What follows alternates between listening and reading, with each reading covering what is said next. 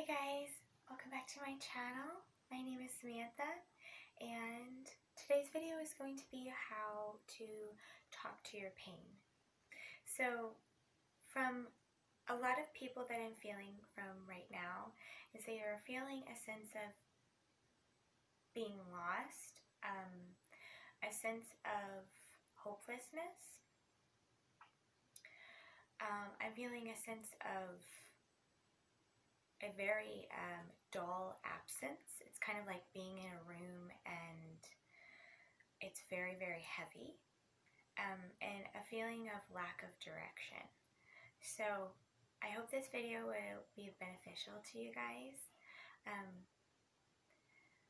When there is an emotion or feeling that we are not able to comprehend via our brain, our mind likes to make up reasons why we feel this way and then justify it to try to gravitate out of pain and more into a place of peace.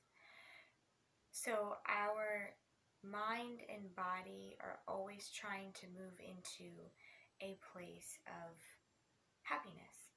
So when it is not able to do that, it will do everything in its power to gravitate towards away from pain. Pain is always an indication that something needs to be changed within your life, or it has a message to tell you. So the most loving thing you could do for a perceived negative emotion is to give it a voice. This is also very helpful if you're an individual that struggles with anxiety. So we're going to take anxiety for example.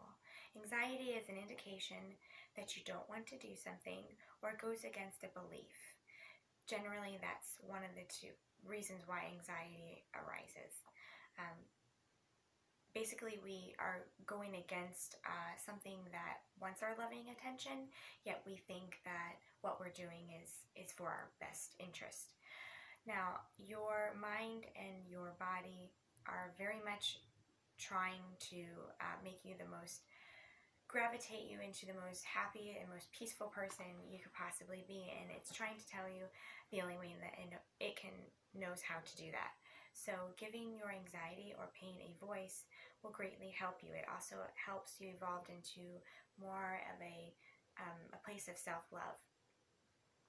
So it's very helpful to actually look for any tension or uncomfortableness in your body and to be very present with it. Oftentimes we're in more of our headspace, so we kind of lose track of what we're feeling within our body. And our emotions always come up in our body. So a person that has a lot of trauma and that has been repressed or not able to be integrated, they will normally have a lot of pain within their body via emotion. So we're going to take anxiety, for example, and I would like you to notice the uncomfortableness when you think of anxiety. And I would like you to feel it actually in your body. Some people feel it in their stomach, some people feel it in their chest, other people feel it as like a vibration-like feeling. So I'd like you to start to notice that. If it's too uncomfortable to do this, it does take a little bit of practice, but it's practicing getting out of your headspace and more into your body. People that struggle with repressed trauma have a really difficult time doing this because your brain and your body actually separate in order to cope with situations. So we end up learning this trait, especially in everyday life. We are trained basically not to be present with ourselves and more of logical sense. So it's definitely a practice if you're not used to it. And I would like you to actually imagine what this anxiety or this pain would look like, or this like dull ache. If you're working with like a dull emptiness ache, it usually sometimes it feels like for people like a dead weight or like a gray color. Some people feel it more as like a vapor that never goes away. It's just very heavy. People that struggle with anxiety usually feels like a really sharp, not necessarily pain, but it's very sharp and it's very, very predominant. it's very helpful to actually give this part or this emotion a voice. I noticed within myself and with other people that it actually lessens when you're actually able to give it a voice. All mental health disorders, a lot of physical ailments all have to do with having a part of yourself not being heard. So it's trying to present itself in the only way possible. And I would like you to not only imagine what this would look like in your mind's eye, but what does it feel like within your body? If it had a message for you to say, for it to present to you, what would it say? So for some people,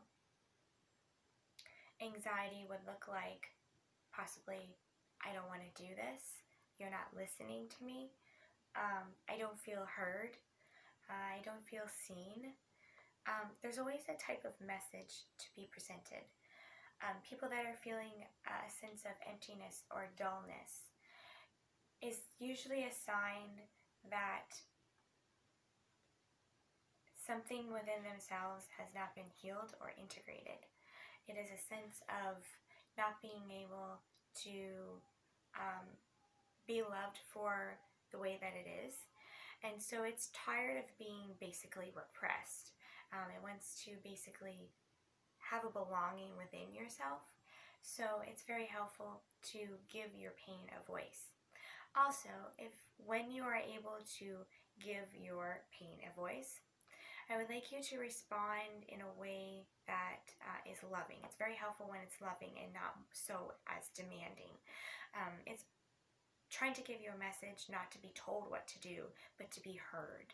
So if the message is not something that you're willing to basically change within your life, or you're not ready to, it's very helpful to actually acknowledge it, such as, I know you don't like this job, or I know you don't like this particular circumstance, but what can I do today to make you feel a little bit better?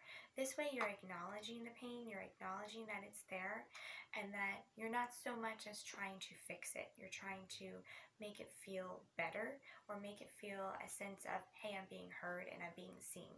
So this could be anything from working with it, saying, I may not be able to leave this job today, but what can I do later on today that would benefit you, such as having a cup of tea. Maybe it's doing something that you enjoy. Maybe if it's taking a break within the day that you don't normally take, or maybe creating some space within a person that doesn't make you feel good. Possibly it's standing up for yourself. At least do one thing during that day to make that part of yourself feel heard and feel seen. Also, if you're a person that's struggling with the world events right now, and you're really having a hard time feeling a sense of peace or a sense of harmony, it's very helpful to find a belonging or a space for a belonging for this space that feels really lost or empty. Emptiness usually involves pushing away subjects that we feel are not benefiting us, or experiences that are not benefiting us. So it creates this space and this hollow feeling, and we try to fill it with things that either are not beneficial, or it ends up not working in the long run. So the dead space and the absence and the hollowness are there to present healing and nurturance. So when you respond in that way to this particular subject or this feeling, it's going to respond that way with you. So the way that we treat ourselves is the way that we also treat other people. So this is also a way to be able to take into practice how we treat ourselves is going to be basically presented in our external environment. And everyone needs a little more love and compassion right now. So I really appreciate you guys, and thank you so much for watching. And I hope you have a beautiful day. Bye.